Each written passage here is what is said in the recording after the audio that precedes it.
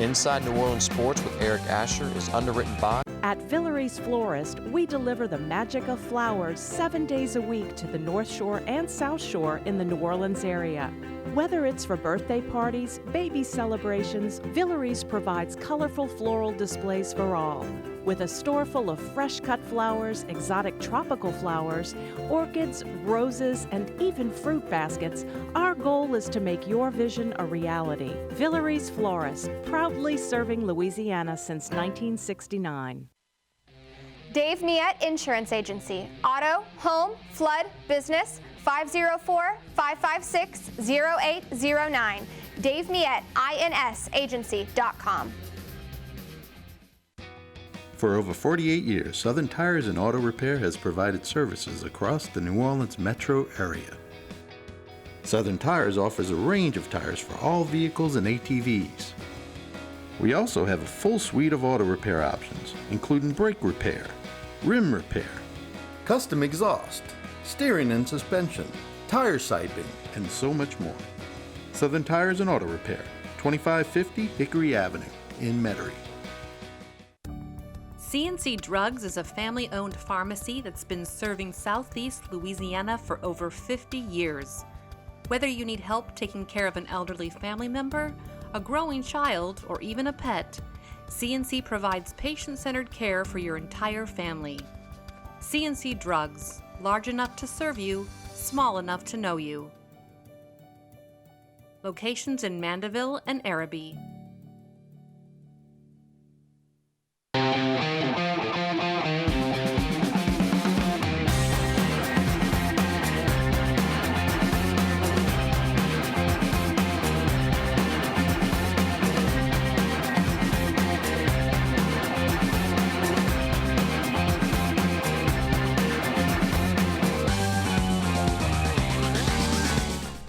Good afternoon and happy Thanksgiving to all. You're watching Inside New Orleans Sports. I'm your host, Eric Asher.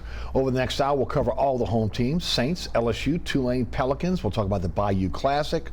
All that on tap today. And one of my favorite guests, one of the best we have in the city and the state, Sean Fazende, Fox 8 Sports, joins us on the program. Sean, how are you? Coming off a little bit of a mini bye for you, right, my friend? Absolutely. A little time to get a little time off there? It was a good timing of the bye. I don't know. I felt like it was a good break, and now there's enough time on the back stretch, kind of feel reset, refreshed, refocused. Hopefully the Saints feel the same. Happy Thanksgiving to everyone. Yes. It's been a good year, a lot to be thankful for. Thankful to be here with you once again. Yes. It's always fun to chop it up with you. Yeah, and of course, tell us about the program at Fox 8. Anything a little different this week with the Thanksgiving holiday, or just? First off, we'll tune in every night on Fox 8 at 10 o'clock, or excuse me, 10:35. There will be a specialty show. Thanksgiving night will be the final bet. Friday night's a little different because we have a Pac-12 game. So the Fox 8 football Friday that you normally would see at 10:35 is probably going to be pushed back to 11:30. So set the DVR, right? Set the DVR for that. But no, it's going to be a little bit later than it normally would be. It may actually help, because we'll be able to stay at games a little bit later. So a little more in-depth highlights. And some games we have to leave at halftime just because to get to LA games, we know it is what it is. Saturday is just our regular Saturday program. And Sunday is our Sunday 10 to 11.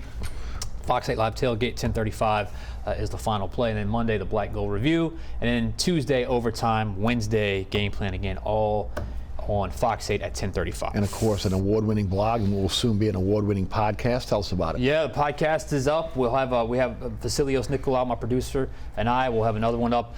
We've had a couple up this week talking about the Saints, doing what we do. So be sure to subscribe to that YouTube channel, the Fox 8 Overtime YouTube channel. We're trying to get some of those numbers up from a subscription standpoint. Views have gone up. Certainly appreciate that. And of course, the blog at the further review on fox8live.com. Make sure you check it out. It's worth checking it out on a daily basis. All right. Vikings beat the Saints 27-19. The Saints are still in first place at 5-5 in the NFC South. Coming off their bye week, they got Atlanta this weekend. A little bit injured right now. Lattimore has the high ankle sprain. Thomas has a knee injury. Looks like, again, according to Dennis Allen, they're going to miss significant time. As we are recording this show on a Tuesday, Derek Carr is still in concussion protocol, but that could change very quickly as they go back to work on Wednesday.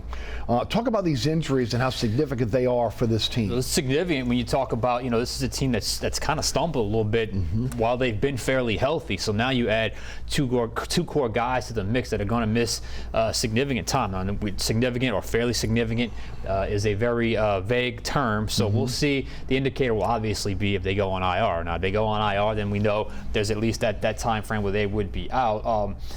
Their presence, especially Marshawn Lattimore, he's a guy. Secondaries play well, I think, for the most part this season. But he's the guy. He is sort of the ringleader. He's the guy because his presence really allows everyone else to be just a step freer, play a little looser, and allows them to be a little bit more just ball hawking type players. That because they have the ability of a Marshawn Lattimore locking down one side, you can manage without this. They've done it in the past, and especially when you talk about the list of quarterbacks they'll be facing from here on out. But nonetheless, to have one of your, in my opinion, their best cover guy on your team go down for a significant amount of time this stage of the season certainly can't hurt. I'd be very curious to see what they do. Do they shift Alontae Taylor out? Do they keep him inside and bring Isaac Yiadom, who played well a couple of weeks ago, or probably a little more than a couple of weeks, probably 5 or 6 weeks ago.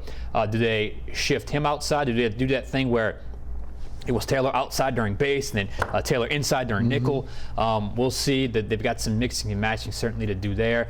Offensively, Michael Thomas is a guy that can make the contested catch. Doesn't need a whole lot of separation to make a tough catch.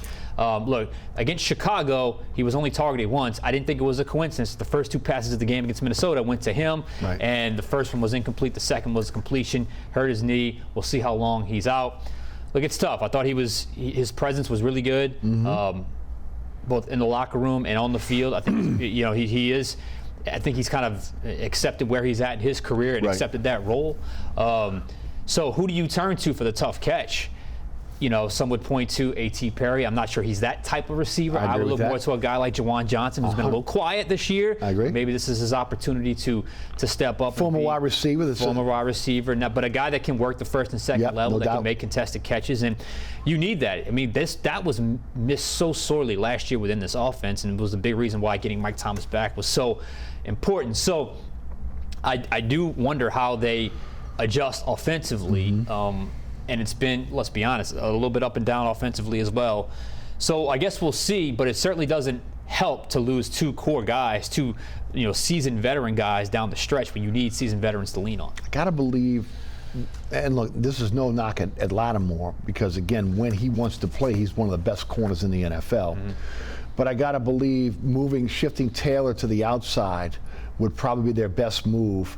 And again, it's hard to say because he's one of the best in the league, but I think they can overcome his loss more than they can overcome the loss of Michael Thomas because of maybe the lack of that physical receiver that you can utilize on that second level. Yeah, that's a coin flip there. I mean, you can certainly make a case either way. What concerns me more about Lattimore is I think just based off of what I've been able to kind of gather and based off of just kind of reading between the lines of Dennis Allen, it sounds like that's the one that could be the longest timetable. Lattimore with the high ankle sprain. So I look at it more from that point of view. How long will you be without these guys, and can you survive for a period of time without these guys? If it's just 2 weeks without Michael Thomas, I think you could certainly survive that. But if it's a 3, 4, 5 week stretch without Marshawn Lattimore, then I think things can get a little dicey for the Saints. But I tell you what, man, Taylor has played well. He's played well on the inside. He's had his moments where he's been a little exposed. He's really developed from outside to inside. Now, do you let him continue that development, or do you kick him all the way back outside again and let him go back to his natural tendency? That's an interesting call for the Saints coaches to make. Look, the last time they were in this position, he did both. It really depends on who else can you put at nickel. Who do you really trust on the inside? Well, you got Lonnie Johnson. You got Johnson, who's been more of a safety type player, more of the dime safety. You can do Tyrann Mathieu if you had to. Although he's, I don't know if you want to do that. Can Yiadom play on the inside? I don't know. So I'm curious to see who they would turn to. Ugo Amadi? Amadi could play on the inside as well. Yeah. So we'll see. Yeah, we'll see. All right, let's talk about Derek Carr. I mean, you look at the team and the inconsistency, it kind of mirrors his play this year as well. Concussion protocol, they said that the shoulder's not an issue. I think it's going to be an issue in the offseason, because again, I think it's one of those things he can play through, but again, there's probably some damage there. If he doesn't make out a concussion protocol, they turn it over to Jameis.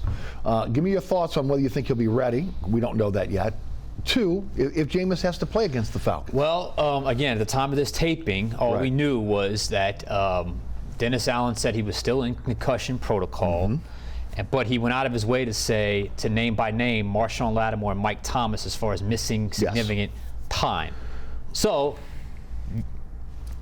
read into that what you may. Right. I saw Derek Carr briefly in the locker room on Monday. Looked fine. I checked on the concussion protocol, the benchmarks you have to meet. Right. Again, at the time of this taping, it was the median amount of time for a player for their first concussion was 9 days. Time of this taping, we would have hit that 9-day threshold. Didn't sound like to me they were preparing for life without Derek Carr. But if they had to turn to Jameis Winston in a one-game window, of course, he's certainly capable of getting the job done. You can game plan with him. You can, practice things you need to practice. You can do the things you need to do on the football field. He has beaten Atlanta before in a crazy game in week 1. Last year, it was nuts, that game, and somehow they were playing awful, and all of a sudden the light switch came on. He rallied back in the fourth quarter to beat an Atlanta team that's prone to blow fourth quarter leads like that. So they got to turn to him, fine. If not, they'll turn to Derek Carr. But the bigger point you were making about Derek Carr through 8 games, to me, is true. To me, when the team is 5-5, what does a quarterback look like if a team is 5-5? It's been Derek Carr. I think he's been a 5-5 quarterback. Better than what they were last year. They were 3-7, but it's 5-5. So it just softer schedule. To me, not as tough a quarterback. To me, he's been very Derek Carr. He's been pretty much who he's been his entire career. Slightly better, slightly upgraded over what they had last year. But let's be honest, not the game-changing, flip the franchise sort of investment that perhaps they were looking for. Jameis Winston seemed more comfortable in the pocket a week and a half ago against the Vikings, who again come out of the locker room blitzing. Now, it's not the old grits blitz of the Atlanta Falcons, but they blitz as well. They have coaches on that staff that know this team inside and out. Talk about how they will approach this Atlanta team after, again, Atlanta looked at the film and saw, again, how they couldn't handle the Vikings blitz. Well, blitzes are coming. The blitzes are coming. There's no doubt about that. The blitzes are coming, especially with a quarterback that's, got banged up last week and exits. Derek Carr is the guy. If Jameis Winston's the guy, no one knows Jameis Winston better than Ryan Nielsen. He's going to understand what Jameis Winston can and cannot do. And if you look at the game, second half against Minnesota, Brian Flores was shifting fronts. They were moving last second. There was a lot of stuff they were doing just to muddy the picture for both Derek Carr and Jameis Winston. So if you're the Saints, you got to obviously be ready for that. To me, the magic potion is when you're doing all this exotic blitzing and moving, you leave yourself vulnerable for the big play. So you got to find it, but also you leave yourself vulnerable for just the run play, the standard NFL run play, which has been non-existent in this offense. Agreed. If there is one tangible thing that can get you from average to good offensively, it's consistency in the traditional run game. Agreed. That has been missing. If you can bring that back, which is not a terribly difficult thing to do, then perhaps you can get that offense pointed a little bit more to the good department as opposed to the average department. Which would also mean more touches for Taysom Hill. Absolutely. I mean, let's face it. You came out with the stat, talked about again how many touches he needs a game for this team to be able to win. And it's mind-blowing that Carmichael, that Allen are not seeing this. And again, in an era of analytics, in an era of analytics, not figuring that out. No doubt about it. And there was no excuse. They're going to hide behind the 24-3 falling behind. So you can't use Taysom in the role he would use. It was not 24-3 till the final play or the last little bit of halftime. When it was 10-3, you could have used them. When it was 17-3, you could have used them. It was very loud in that building, which I think gave them trouble as well. All the more reason why you just let a guy be physical and just wear that defense down.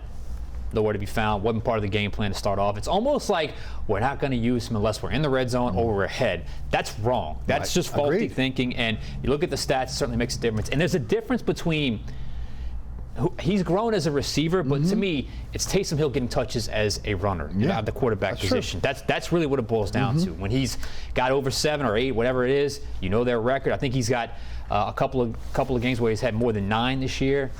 Results all victories. So. It's not rocket science. Taysom Hill has been your most consistent player. He's been your best player on offense, maybe on the entire team.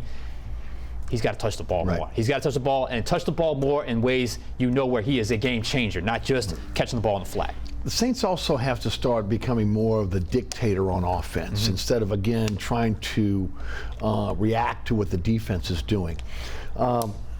I talked about this last week on this program, and we didn't get a chance to talk about on the radio show last week because I didn't have this stat. But Ross Jackson, Saints on Locked On Saints podcast, said that the Saints ran 12 times out of 69 plays pre-snap motion, 17% of the time in that game. To me, again, it lacks imagination. When you have players like Shaheed, who can emulate what a Tyreek Hill can do, when you have a Kamara, an Olave, Michael Thomas before he was injured, they're not even utilizing Jimmy Graham. You could talk about Juwan Johnson. All the weapons that we're seeing, Taysom Hill, and not, again, incorporating motion or trying to be able to, again, either fool the defense or at least have some keys on what you know what's going to happen pre-snap and what the defense is going to do. It is pretty much mind-blowing, considering, again, it's in the playbook. It's something we saw through the entire Peyton Breeze era, and we're not seeing it now. I'm not sure. It really stood out to me watching football all day Sunday. There is a class of, okay, that's the good offensive coordinators, that's the stale offensive coordinators, and we saw two offensive coordinators already lose their job over the last couple of weeks for two guys that those organizations invested heavily in their quarterback. Hint, hint, Saints. So to me, it's not necessarily just about pre-snap motion. I think that's been a thing. They're not utilizing play action as much. We haven't seen that post-dig, they call it the Yankee concept, at all, really, this season. And there needs to be a kind of a selection of plays where there aren't 50 variables that makes the play go success or not. Where let's build in a play where you're just going to scheme one guy open and it's going to get him some space and let him run. You don't see a lot of that, and you're seeing that with the best offensive coordinators. A lot of guys are talking about McDaniel out of Florida. Out of Miami. I saw a play call in the San Francisco game that was brilliant. The Christian McCaffrey touchdown. Very simple play. Incorporate those types of things into your offense and call them on game day. Sean Payton used to make jokes about how he would steal stuff from other teams. It's what everybody does. Okay, I mean, again, he would say, "Okay, we saw this 2 weeks ago. They ran it against the team we're playing, and we emulated that, and it worked." I mean, again, this is not rocket science here. This is, again, something that, again, on the NFL level, you should be doing naturally, which leads me to, again, my next question here. Allen said that he used the bye week to self-scout his team and his quarterback. We've seen Peyton turn things around in Denver very quickly. We've seen Dan Campbell turn things around in Detroit quickly. We've seen Doug Peterson turn things around with the Jaguars. These are all demanding coaches who came in, changed the culture, turned their teams around. Allen was handed a culture and with a talented team, and this team is 12-15 under his tenure. What do you think he did in terms of self-scouting this week? And then again, there are plenty of examples of coaches coming in and being able to change the culture or turn a loser into a winner. He had a team that was talented, and they seem to be, again, just mired in mediocrity. That's it. I mean, they're 5-5, very average, incredibly average, right there. Is it average talent though, Sean? I don't know. I mean, that depends on what you look. Because I'm starting to see some signs of age on defense. I agree with that. To catch up. I'm starting to see some things, even a little bit of age on offense from some key players that's starting to creep up a little bit. The question is, what sort of changes did he make, or what did they do internally? He wasn't outward with us in terms of what he would do. I've been trying to rack my brain to see, okay, what could you tangibly do that would just be enough to get you out of this rut and get you into a little bit more on the plus side, not the average. No one wants to live in this lane. No one wants to live in 5-5. No, come on. You'd rather just be bad at this point. Agreed. Look, there are players like I was thinking, maybe you get the young rookie at defensive tackle, Brian Brzee, a few more steps at defensive tackle. I know he's got a nice mix of rotation there, but he's the guy that maybe he's earned a few more. I don't think Nathan Shepard's played particularly well, especially last week. In Minnesota at defensive tackle. That's just one that threw out there. Do you flip-flop James Hurst and Andrews Pete again? I have no idea. Do you make a change at kicker? Clearly that hasn't happened yet. So I don't know what you do tangibly in terms of personnel type changes. If there's any kind of changes, clearly it's going to have to be some kind of schematic change. Right, the scheme. It's got to be some kind of schematic change. On both sides, right? On both sides of the ball, really. Because defensively, you have fallen off a cliff. And I think that the guy you're playing this week, his absence is making a huge impact on the line he used to coach here in New Orleans. Look at the way that line has fallen off a little bit, a lot, really for the last 5-6 weeks of the season. So I don't know what you do. It's got to be schematically, but what do you do schematically? Do you blitz more on defense? Do you play more coverage? Do you play more zone? Offensively, do you add more motion? Disciplined, do right? you do more play action? Do you run the football better? All on the table. Right. All options are certainly on the table. So we'll see, but we really have no idea what they're going to do. It's funny. I don't think Atlanta and Minnesota mirror each other, but for the Saints, with their strengths and weaknesses, they kind of do. I mean, we talked a little about, again, Atlanta blitzing. On the offensive side, Ritter is a runner. Bijan Robinson. His skill set is very close to Josh Dobbs. I agree. Right, and look, Bijan Robinson, he is the type of player that could take a game over. Oh, yeah. Okay, so again, can this defensive line be disciplined in their lanes? Or can they stop the run? Those are two things that are going to be critical to beat this team this weekend. Yeah, and to me, you got to lean back on what you're great at. And what are you great at? You're great at taking the ball away. And you're playing a quarterback that has been prone to giving the ball away. You got to take advantage of your opportunities. Right. That's the reason why you beat the Chicago Bears with Tyson Bagent. Because they were moving the ball until the fourth quarter. But those 5 takeaways certainly did them in. Desmond Ritter is a guy. He's been up and down. He's been inconsistent. I don't think he's long for that franchise in terms of being the franchise player. But he's a guy like Josh Dobbs is certainly capable with his skill set, capable of beating the Saints. So to me, you make him win from the pocket. Can you do that? Almost to the point where do you even need the pass rush? Just keep him in the pocket. Let him be, if he beats you throwing, so be it. Because he's going to hurt you if you let him get outside the pocket and extend plays. Because that's where drama seems to happen with this defense. And then when you get the opportunity to take the ball away, you do it, and you do it in abundance. Right. Well, teams that have mobile quarterbacks are going to utilize that mobility because the Saints have been unable to stop it. And teams, again, are looking at the Saints on offense and saying, offensive line might be playing a little bit better, but again, we can blitz them, and we can get Carr, again, nervous, off his spot, and we can affect the game. And those are two things they got to figure out very quickly. Very quickly. And if something shows up on tape in the NFL, teams are going to exploit it time and time and time again. So, yeah, I think offensive line, I thought it took they gave themselves a little too much praise in that Minnesota game. I thought they took a little step back. I thought there was some confusion pre-snap in that game. So they got to get that figured out. Playing against Atlanta, Onyemata leads their team in sacks. They got, Caden Ellis obviously knows his team, but it's going to be an interesting matchup because I think truly, if they win this game, I think they win the division. Right. I truly do. And I still think they can win the division if they lose, but I think if they win this game, I think the division is theirs. Last question for you on the Saints. You mentioned winning the division.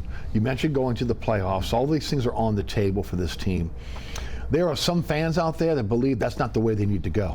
That again, this is a. Those fans are just going to be sad because they're going to try for it. Well, you have to try for it. Right. But is it delaying the inevitable here? Okay. That again, there needs to be upgrades either again at the head coaching position or on the staff or both. I truly believe unless they run the table and just do great things offensively. All of a sudden become an offense, the Saints of old in the last 7 games of the season. I think you're going to see substantial changes on the offensive staff, not just coordinator. Right. I think you can see the quarterbacks. I think everywhere. I think you can certainly see because there's a thought out there that perhaps this philosophy, this way of thinking, is just not working anymore. So I think unless you run the table, I think those changes are going to come. Now, in regards to DA, I think if he wins the division, he's fine. But if there's another 8 and 9 season and they just miss, I could see there being some realistic thought about possibly just turning things over, pulling the plug, because that's going to affect the people going into that building. Oh, there's no doubt. Because all of a sudden those season ticket renewals go down, that's going to catch ownership's attention. I say it all the time, it's a different Saints fan base. The fan base that I grew up with, again, were their diehards, win or lose, because again, most of the time they lost. The fans now were spoiled with 16 years of Breeze and Peyton and winning. And the expectations are now winning. And then 5, just because you're first place in the division, you're 5-5, and they see the division, they see the quarterbacks you're playing, they see the schedule, and again, they know it's not good enough. It's true, very true. On the flip side, the NFC South is a gift that keeps on giving. Yes, it is. I think, through 10 games, like I said, last year you were 3-7 at this point. You weren't close to the top of you were in the neighborhood, but you weren't as close. So I truly believe, let's just say they're able to manage to do enough, get to 9-8, win that division. I still think the Dome's going to be rocking. I still think the fans are going to show up. Oh, yeah. Well, I still think that's going to happen. I don't think they're going to just be, I'm done with this team. I don't care if they make the playoffs. I still think they're going to be there. Well, I grew up in the era of people saying that all the time. Yeah. I'm done with this team. Right. They were watching every Sunday, that's for sure. Sean Fazende of Fox 8 Sports is our guest. We take a little bit of an early break here to hear from our underwriters. We come back, LSU, Tulane, Pelicans, and the Bayou Classic on top. I'm Eric Asher. Sean Fazende with us from Fox 8 Sports. You're watching Inside New Orleans Sports. Stay with us.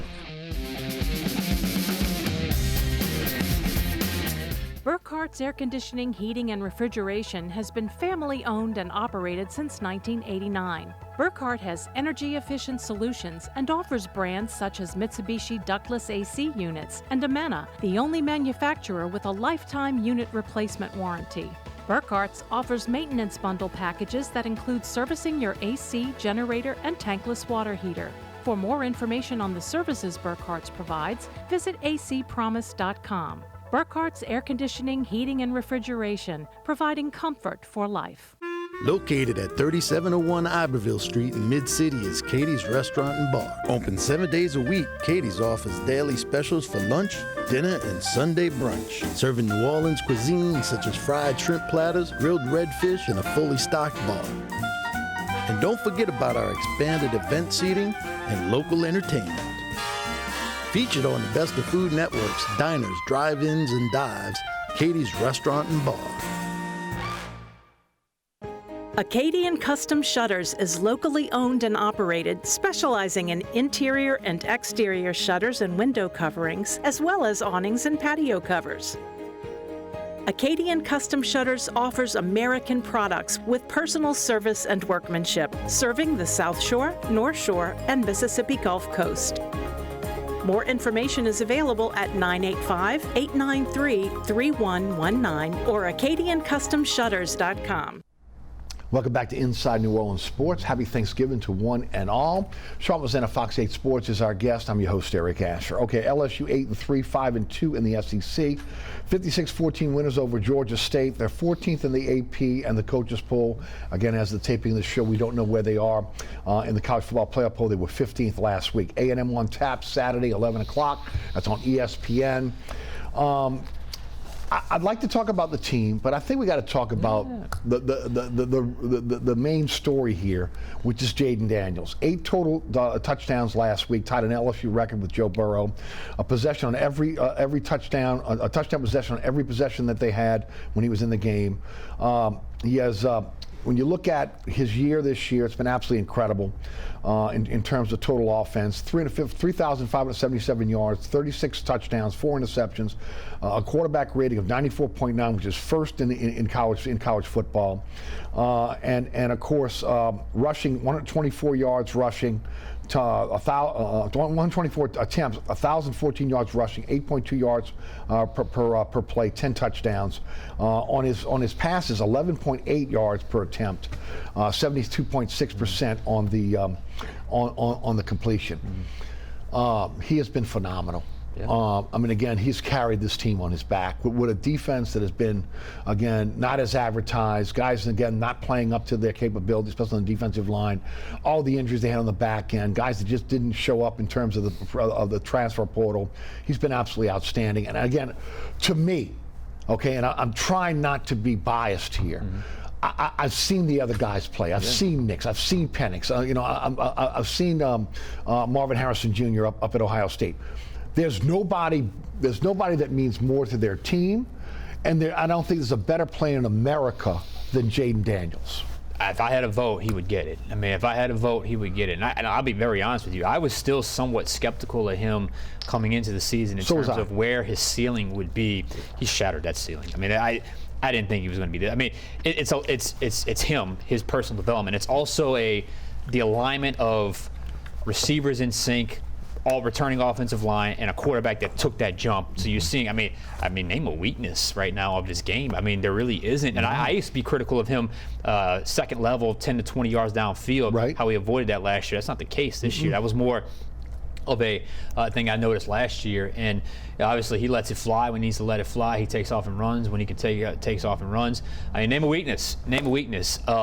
And look, the only thing holding him back is the record. We all know that. Right. And you never know where the bias from voters come in. And look, there's going to be a championship game, or the championship weekend is going to be the week. Is it the weekend before the Heisman Trophy presentation? Yes. So those voters will probably get to see whether it's Bo Nix or Michael Penix or whoever the case may be. And if one of those guys, or if Harris, any of those guys go off, that's going to be the kind of the lasting image that they see, and especially if any one of those teams are in the college football playoff at that point. So that's the only thing holding him back. If it were my vote, it would be Jaden Daniels right now.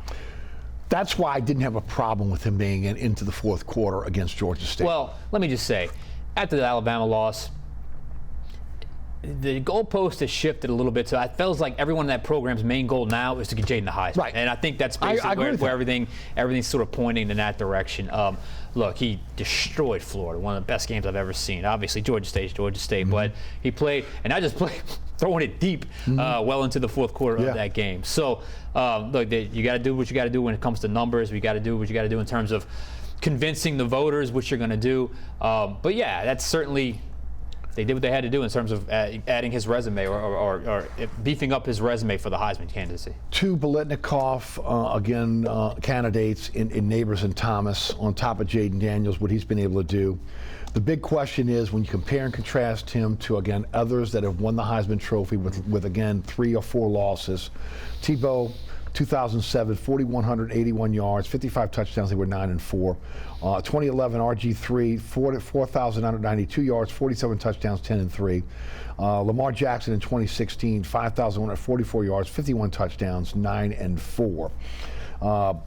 Jaden has 36 touchdowns in the air, 10 touchdowns on the ground. The numbers are there. The numbers are there. They're there. The numbers are there. It's just a matter of, okay, that's it. It's a debate. Can you do it 3? And is there a player off of a team of a team of higher success that's capable? And how much does that factor into the voting? Look, down here, he's gonna get it. Right. I mean, all the voters down here, he's gonna get it. Do you think do you think that Nix and Penix will cancel each other out out west? That's a good question. That's a good question. It really is a good question. And then in the Midwest, obviously, again, yes, Marvin Harrison Jr. is going to get some votes, but can he get votes over quarterbacks? Yeah, that's the question. No, that's not happening. Okay. Marvin Harrison's not winning. He's not winning. Right, he's not. It's going to be out of the 3. So, Penix, Nix, or Jaden. So if you can get away from again the geographic bias here, I would think that Jaden Daniels, at least on most ballots, should be 1 or 2. Yeah, I would think so. As a matter of fact, we talked to Jameis Winston on Monday. He spoke. He said his top 3 in no particular order. Michael Penix, Jordan Travis, of course. He's a Florida State guy, and Jaden Daniels. Just the mind of one Heisman voter. Who obviously he gets a Heisman. It'd be very interesting to see how it all shakes out, who they end up voting for. And, this was a season no one saw coming from Jaden Daniels. Right. I mean, I think people thought he would improve. But now you're talking about a Heisman Trophy candidacy, and what I'm really intrigued about, where does he go in the draft? That's right. How high does he go? I think he's talked his way, played his way into the first round. I agree. How high does he go in the first round? It is a bit of a crowded quarterback class, and there's some guys pulling out of the draft because of that. So where does he line up with the other guys in terms of projection at the next level? Okay, let me ask this question because everybody wants to hear it. Your car has a 2-year out. Saints will get out in 2 years for him. With the NFL going to more mobile quarterbacks, is that a guy that's on your radar in the first round? With the needs that the Saints have, is that a guy? Look, I think if you're the Saints, at some point you have got to go the path of first-round pick, first-round quarterback. That's the formula for success for just about every team except the Saints. They got lucky with Drew. Lucky. They rolled the dice with Drew Brees. It was luck because it certainly he was worked out, and that's how they got the greatest player in team history. So I think at some point you've got to be bold enough to make that stance, and they're gonna lean on their grades. That's what they're gonna do. They're gonna lean on their grades whenever that time comes. Let's just say they pick 21st in the draft, and there's a playmaker when in a year where 21 could get you a top graded quarterback. I wouldn't bypass if I was the Saints. I mean, if Carl was playing elite level right now, I'd say no way, but he's not. So yeah, I think that's something you would consider. I think you have to, again, especially the way the league is going. And at the worst, again, he is such a great athlete. you can find like you found a place for Taysom, you can find a place for this guy. Yeah, okay? I think the only knock on him that's going to come out is his slender build. That's what's going to end up happening. But he's going to pick up. He's taking a lot of hits, and he's toughed it out. Right. God bless him. But he has taken some big hits. Not going to be able to get away with that in the NFL, but I think that could be coached out of him a little bit. Right. So just learn to slide, and you'll be fine. But again, I'm very curious to see where he ultimately kind of ends up at the next level. Especially the way the NFL protects quarterbacks as well, which can help him down the line. All right, let's talk about the game because I want to get to the other teams.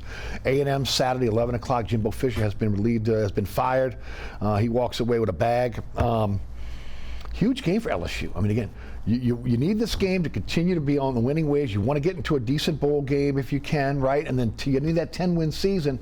Look, they've already got recruits that are falling off right now because, again, this season they're being negatively recruited. You have to be able, again, the 10-game season is something you desperately need for Brian Kelly and this program going forward. And look, last year they overlooked Texas A&M, and look what happened. Texas A&M was like 5-6 when they went to College Station, and they really played their worst game of the season against Texas A&M. So yeah, you certainly need this game. And look, I gotta say this because, you know, everyone around LSU's program, I mentioned it earlier, has been so Jaden. It's almost like they're using that as a shield to what's been to me, a season where they underachieved. 9-3, no one signed up for 9-3.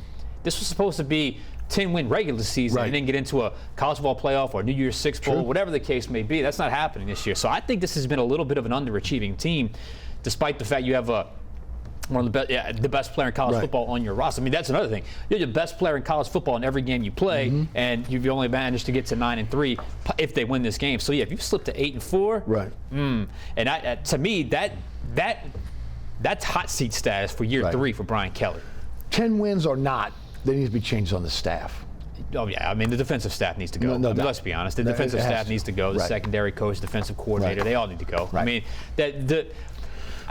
I'm not buying the fact that the players that they have all were just bad. Like, they've got to be coached up. D-line underachieved. Secondary. At some point, if they're not coached up, these guys all know how to play man-to-man coverage. Let them play man-to-man coverage. That's right. Let them play man-to-man coverage. You get beat that way, you get beat that way. I mean, at least that way you can be at least a little exotic on the first, second level. And you've got a playmaker on the other side of the ball that can match score for score.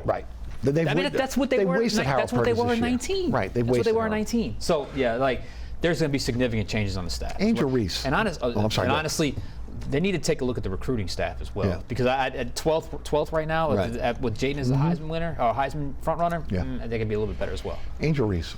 I can't make heads or tails of that.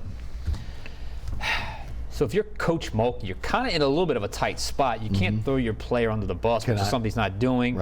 But when you don't say anything, it leads to speculation, like you and I are doing, like people are doing all over social media and all over the sport right now.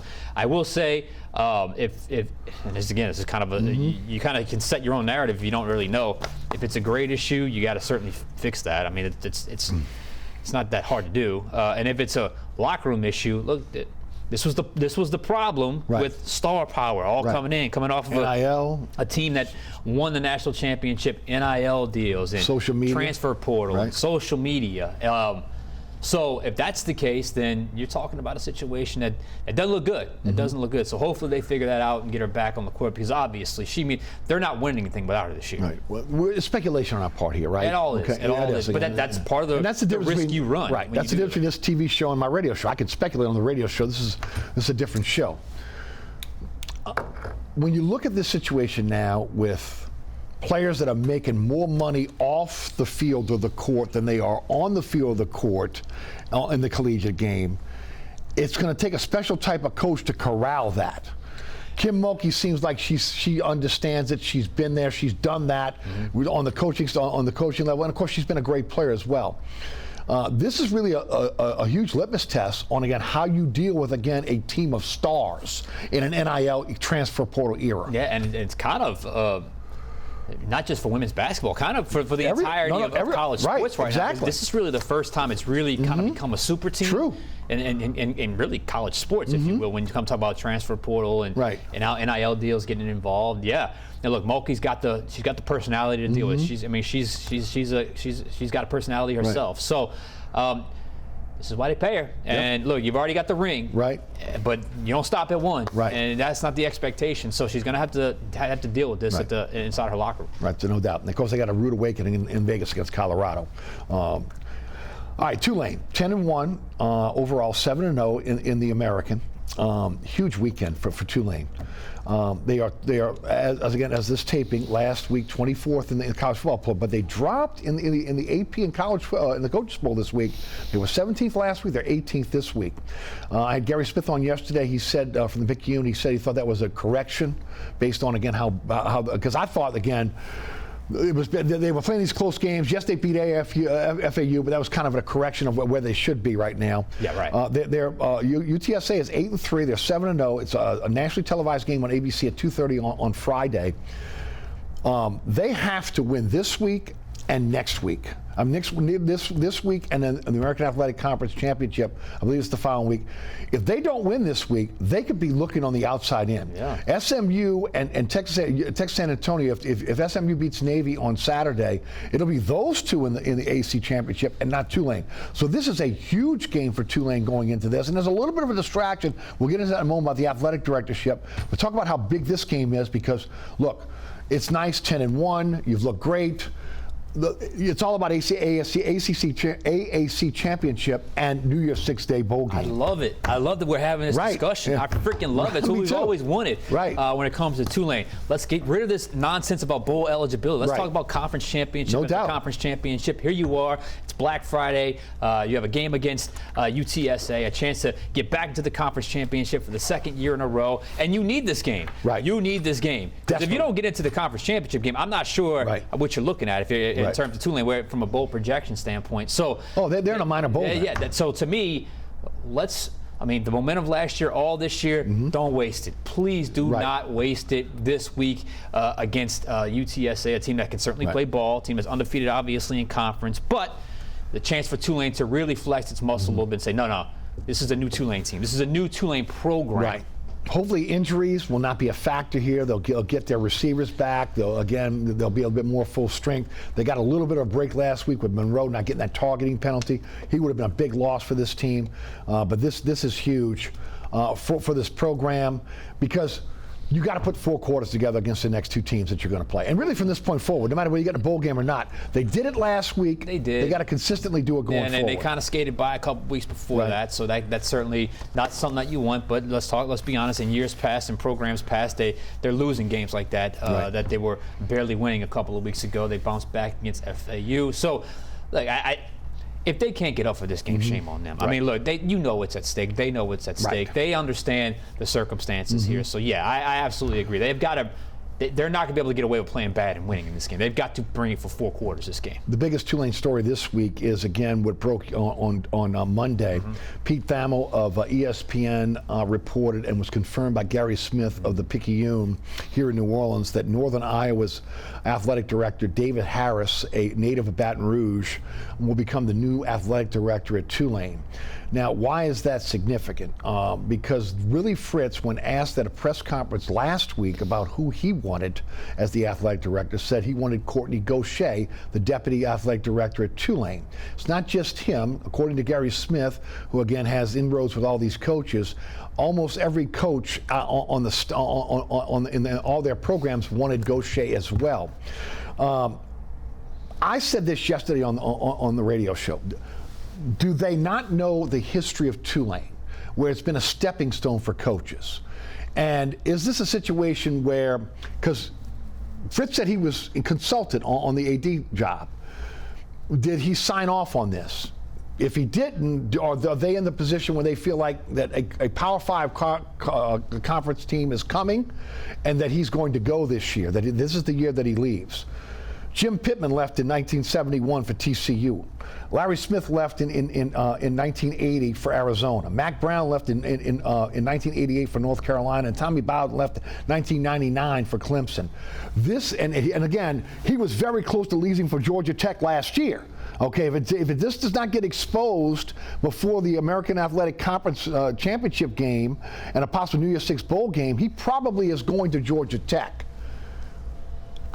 I'm blown away that it was not Gaucher. Your thoughts? Yeah, I would have thought Willie Fritz was that outward, was that open, who was never really open about anything. I think it was pretty clear what his intentions are. Clearly, he was kept in the loop in terms of which the direction they were going.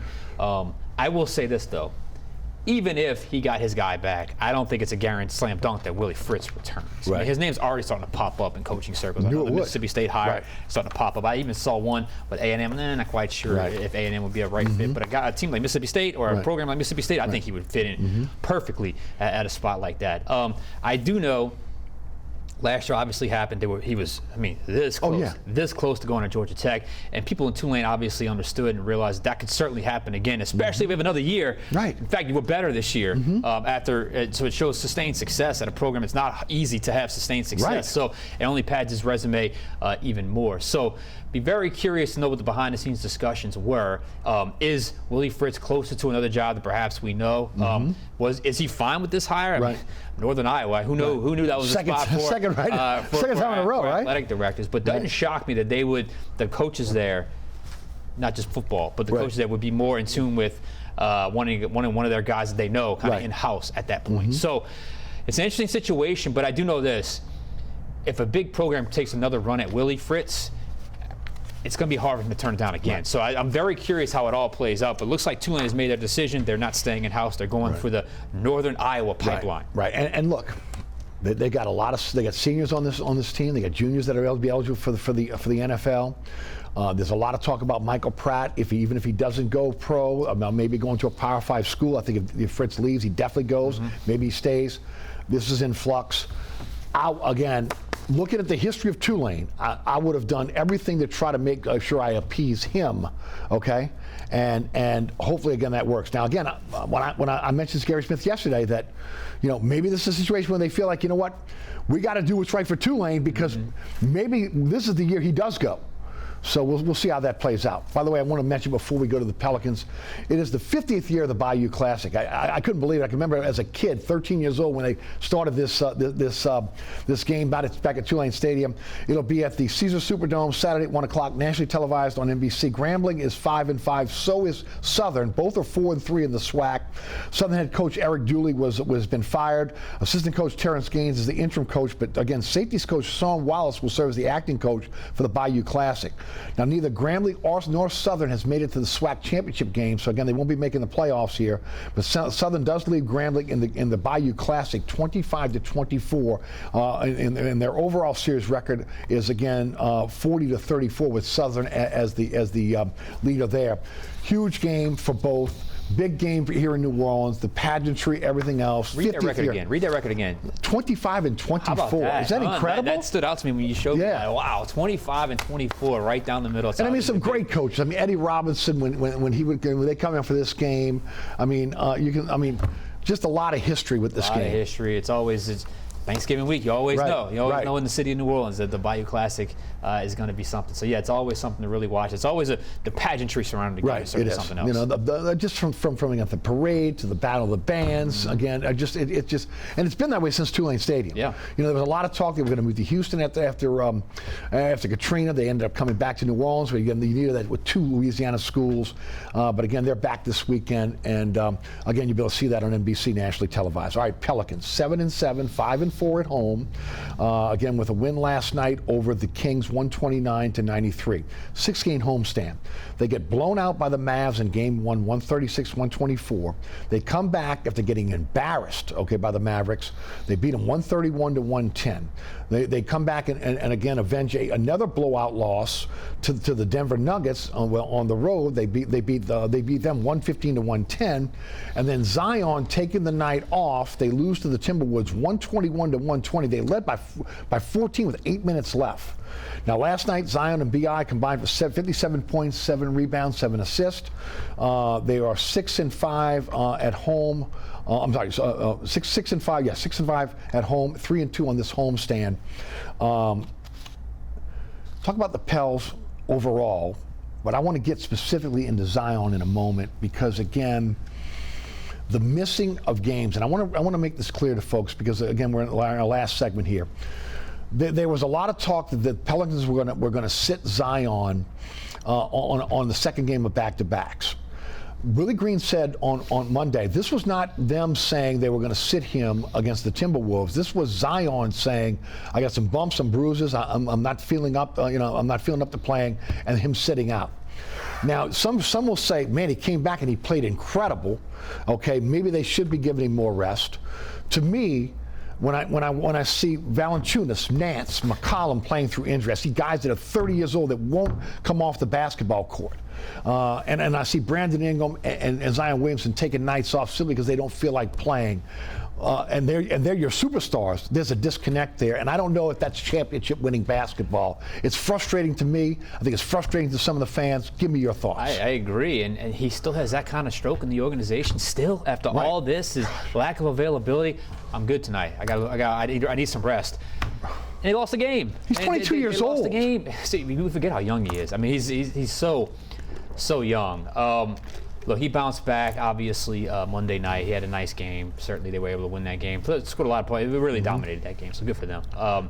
As far as the state of the Pelicans franchise, a lot like the team that they share the campus with. I mean, it's mediocre. It's mid. It's average. What are they, 10th or 9th seed right now in the Western Conference at the time of this taping? It was a nice win. They've certainly had some nice moments. And then you get something like that, and you're like, really? Really? I'm resting tonight, and it's for them to go out of their way to say this was communicated to us from Zion. I think is a big development, because I don't think that was agreed upon, and I don't think Willie Green certainly likes or because he's the one that's got to answer the questions for it. He's the one that's got to answer the questions for it.